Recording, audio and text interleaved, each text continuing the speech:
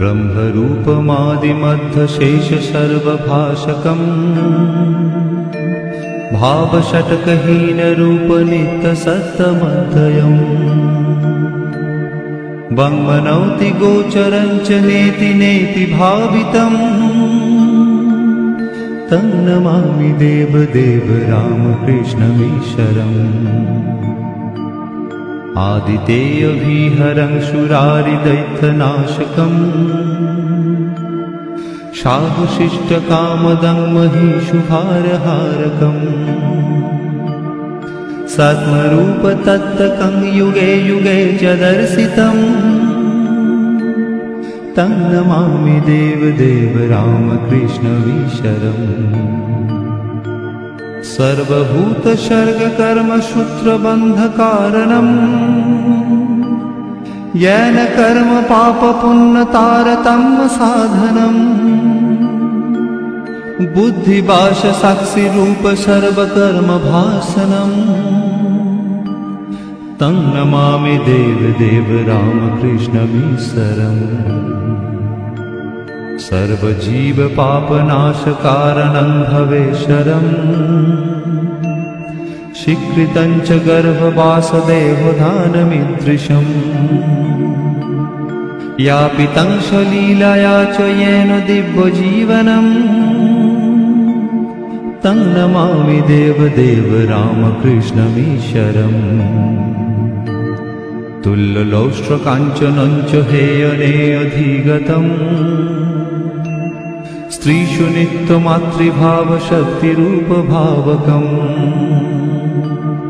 येन भक्तिभुक्तिमुक्तिशुद्धबुद्धिदायकम् तं नमामि देवदेव रामकृष्णमीश्वरम् सर्वधर्मगम्यमूलसत्ततत्तदेशकम् सिद्धसर्वसम्प्रदायसम्प्रदायवर्जितम् सर्वशास्त्रमर्मदर्शि सर्वविन्निरक्षरम् तं नमामि देवदेव रामकृष्णमीश्वरम्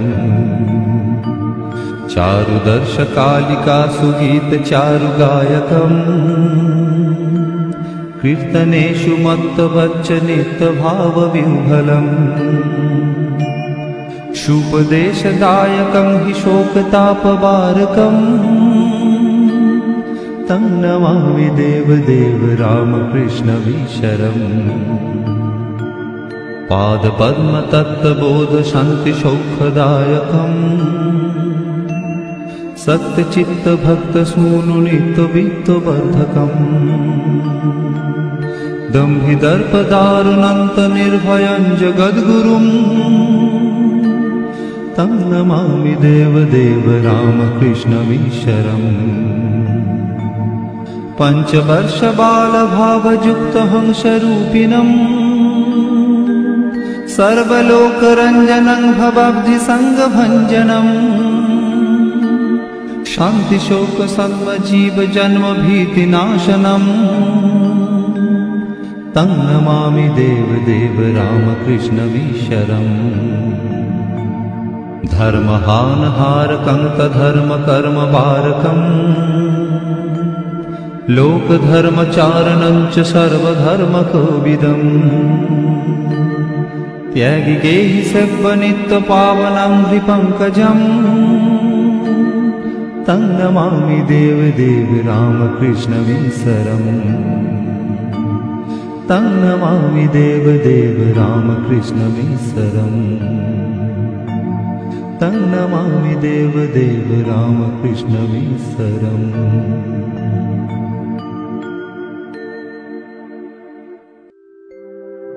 ॐ स्थापकाय च धर्मस्य सर्वधर्मस्वरूपिणे